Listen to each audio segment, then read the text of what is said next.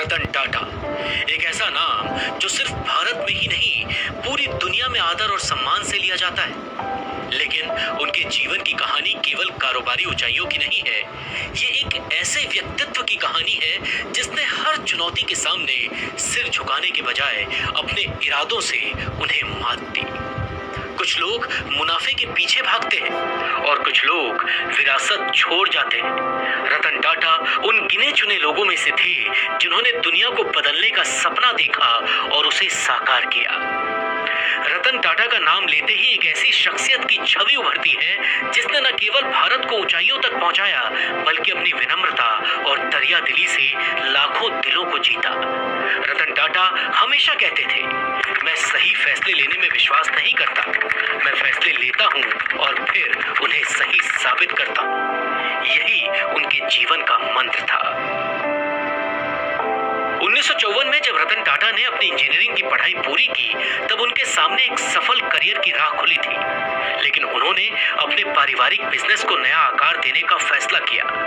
रतन टाटा ने कभी मुनाफे को नहीं देखा बल्कि लोगों की जिंदगी बेहतर बनाने पर विश्वास किया। वो कहते थे, एक कारोबारी को अपनी कंपनियों के हितों से आगे बढ़कर उन समुदायों की सेवा करनी चाहिए जिनकी वो सेवा करते हैं। 2008 का वो पल कोई नहीं भूल सकता जब रतन टाटा ने नैनो कार पेश की। दुनिया की सबसे सस्ती कार। उन्होंने ये कदम इसलिए नहीं उठाया क्योंकि बाजार को इसकी जरूरत थी, बल्कि इसलिए क्योंकि वो आम आदमी की मुश्किलों को समझते थे। वो जानते थे कि एक आम भारतीय परिवार का सपना होता है कार, जिसे वो पूरा करना चाहते थे। एक और यादगार पल 1991 का था जब उन्होंने टाटा ग्रुप की बागडोर संभाली। उस समय दुनिया के सबसे पुराने और प्रतिष्ठित समूहों में से एक टाटा ग्रुप को नई दिशा की जरूरत थी।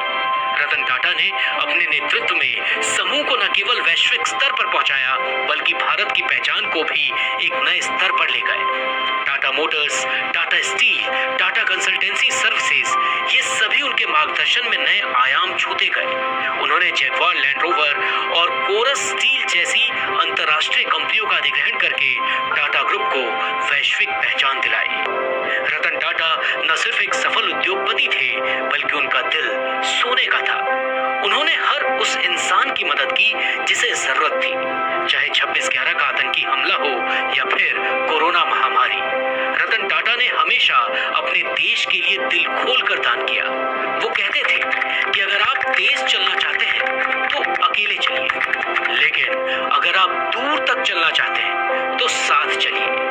यही वो सोच थी जिसने उन्हें हमेशा दूसरों के साथ खड़ा किया। रतन टाटा की दरियादिली का उदाहरण उनके अपने कर्मचारियों के प्रति उनके व्यवहार में साफ दिखाई देता था। वो कभी एक बॉस नहीं थे, वो हमेशा एक मार्गदर्शक थे। टाटा समूह में काम करने वाले लाखों कर्मचारी उन्हें अभिभावक के रूप में मानते थे। उनकी सोच थी कि कोई भी कंपनी अपने कर्मचारियों के बिना कुछ नहीं होती। ये तस्वीरें दिखाती हैं कि रतन टाटा की सफलता सिर्फ व्यावसायिक मुनाफे में नहीं थी। उनकी असली सफलता उस सम्मान और प्रेम में है जो उन्होंने देश और दुनिया से पाया। वो हमेशा कहते थे, जीवन में उतार चढ़ाव जरूरी है क्योंकि एक सीधी रेखा ईसीजी में भी मौत का संकेत देती है। उनकी जिंदगी की कहानी हर एक के लिए प्रेरणा है, चाहे वो कारोबारी हो या आम नागरिक या कोई युवा जिसके पास सपने हैं। रतन टाटा की जिंदगानी बताती है कैसे इरादे, हिम्मत और मानवता का संगम आपको न केवल महान बना सकता है बल्कि अमर भी कर सकता है। रतन टाटा की ये विरासत कभी खत्म नहीं होगी क्योंकि उनके काम और उनके विचार